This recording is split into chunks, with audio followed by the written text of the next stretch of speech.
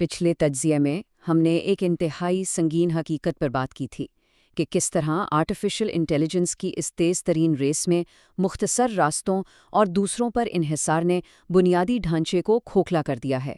लेकिन आज हमारी इस डिस्कशन का रुख बिल्कुल बदल रहा है। आज हम सिर्फ टूल्स या नई टेक को यूज़ करने की बात नहीं करेंगे। आज हम ताकत, कंट्रोल और हिफाजत की उस खुफिया दुनिया में एंट्री ले रहे हैं जिसे एथिकल हैकिंग कहा जाता है। यकीन मानिए, ये किसी भी डिजिटल सरहद की आखिरी और सबसे मजबूत ढाल है।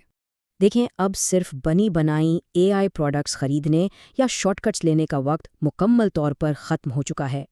अब असल गेम है सिस्टम्स पर अपना कंट्रोल हासिल करने की।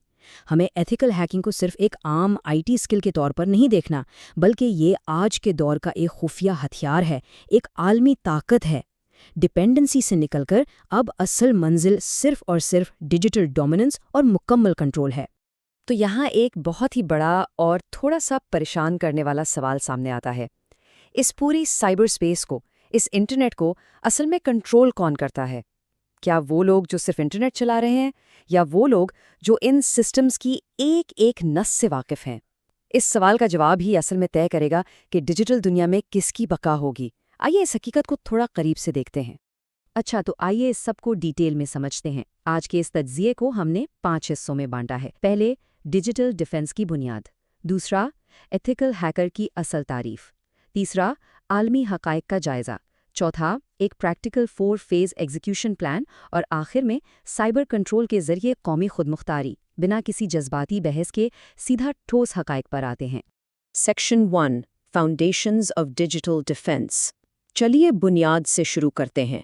सीधी सी बात है, आप किसी ऐसी चीज़ की हिफाजत कर ही नहीं सकते जिसकी बुनियाद को आप समझते ना हों। डीप सिस्टम इंफ्रास्ट्रक्चर कैसे काम करता है, ये जाने बिना कोई भी सिक्योरिटी का काम शुरू करना बिल्कुल बेमानी है। और इस बुनियाद का मतलब क्या है? ये कोर्स सब्जेक्ट्स, और याद रखिए, ये कोई ऑप्शनल चीज़ें या शॉर्टकट्स नहीं हैं जिन्हें आप स्किप कर दें। अगर आप इस मैदान में संजीदा हैं तो ये डिसिप्लिन लाजमी है। कंप्यूटर नेटवर्क्स जैसे TCP/IP, राउटिंग और DNS, ये इंटरनेट की बोलचाल हैं। लिनक्स और विंडोज़ इंटरनल्स किसी भी ऑपरेटिंग सिस्टम की रूह हैं। और साथ ही पाइथन, बैश और SQL डेटाबेसेस। सच्चाई तो ये है कि दुनिया का 99% से ज़्यादा इंटरनेट इन्हीं बुनियादी असूलों पर चलता है। यहाँ जो सबसे दिलचस्प बात है वो ये कि मुकम्मल इंफॉर्मेशन सिक्योरिटी सिर्फ 3 अल्फाज के गिर्द घूमती है: कॉन्फिडेंशियलिटी, इंटेग्रिटी और अवेलेबिलिटी। इसे टेक की ज़बान में CIA ट्रायड कहते हैं। कॉन्फिडेंशियलिटी का मतलब डेटा सिर्फ उसे मिले जिसे इजाज़त है। इंटेग्रिटी का मतलब डेटा के अंदर सफ़र के दौरान कोई तब्दीली या छेड़छाड़ ना हुई हो। और अवेलेबिलिटी यानी जब ज़रूरत हो सिस्टम हमेशा दस्तयाब हो। ये 3 असूल ही आज की मॉडर्न क्रिप्टोग्राफी और डिजिटल डिफेंस की सबसे बड़ी चट्टान है। लेकिन एक हकीकत समझ लीजिए, इस फील्ड में सिर्फ किताबें पढ़ लेना काफ़ी नहीं होता। असल महारत और पहचान आती है उन प्रैक्टिकल प्लेटफॉर्म्स और सर्टिफिकेशन से जो ग्लोबली मानी जाती हैं। CompTIA सिक्योरिटी प्लस, CEH और OSCP जैसी सर्टिफिकेशंस के साथ जब आप ट्राई हैक मी या हैक द बॉक्स जैसे प्लेटफॉर्म्स पर प्रैक्टिकली सिस्टम्स को टेस्ट करते हैं, या बग बाउंटी प्रोग्राम्स में रियल वर्ल्ड टेस्टिंग करते हैं, तभी आप एक एमेच्योर से निकलकर असल प्रोफेशनल बनते हैं। Section 2, the ethical hacker defined.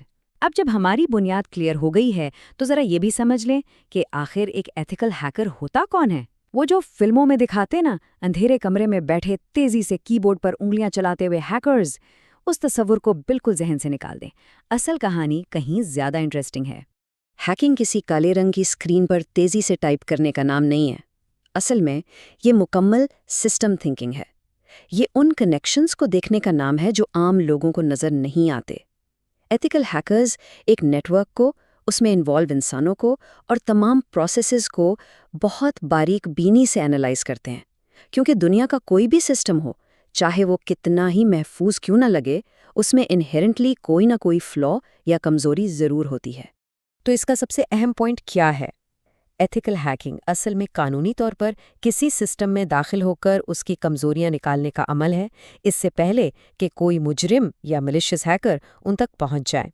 ये लोग हमारे बैंक्स, हॉस्पिटल्स, अहम हुकूमती इदारों और फौजी नेटवर्क्स के सामने एक मजबूत ढाल बनकर खड़े होते हैं।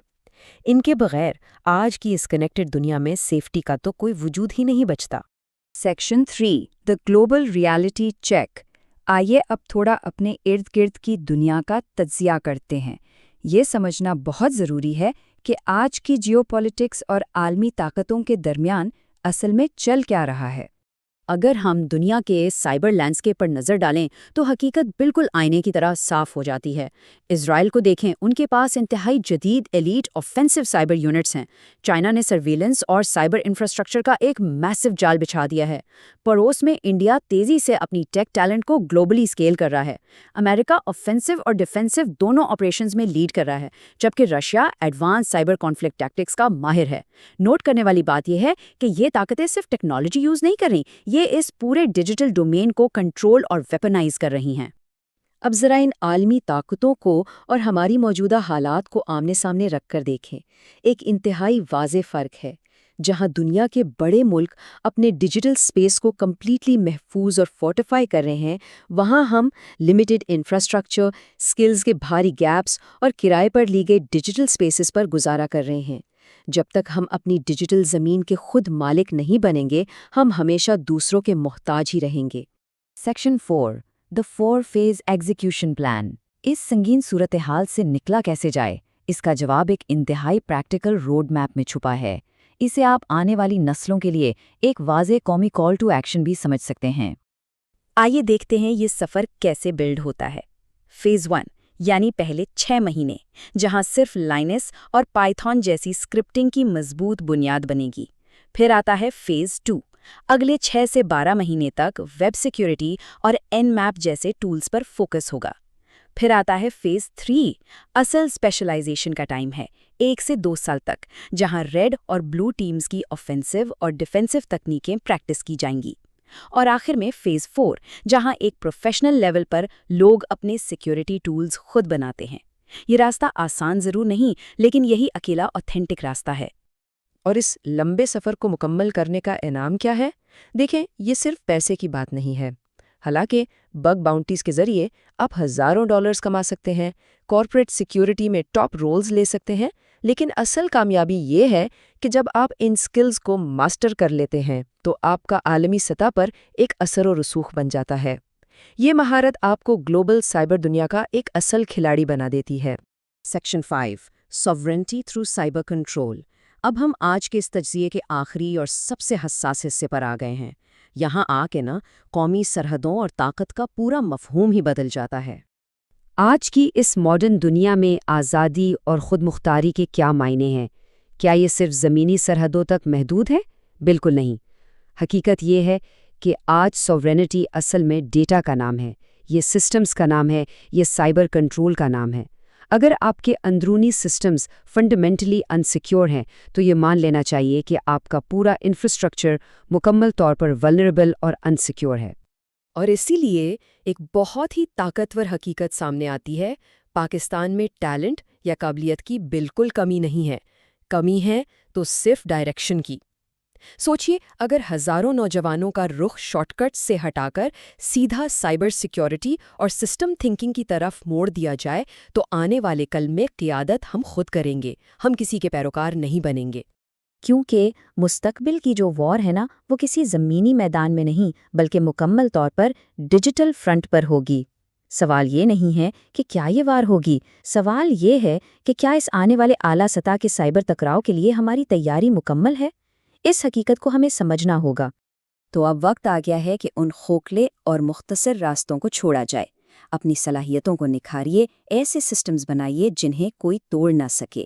سکلز بلڈ کیجیے، سسٹمز بلڈ کیجیے اور ڈیجیٹل دنیا میں اپنا مقام خود تعمیر کیجیے، کیونکہ آنے والے وقت میں جو قوم اپنا ڈیٹا محفوظ نہیں رکھ سکتی، کیا وہ کبھی اپنی آزادی محفوظ رکھ پائے گی؟ سوچیے گا ضرور۔ آج کے تجزیے میں بس اتنا ہی۔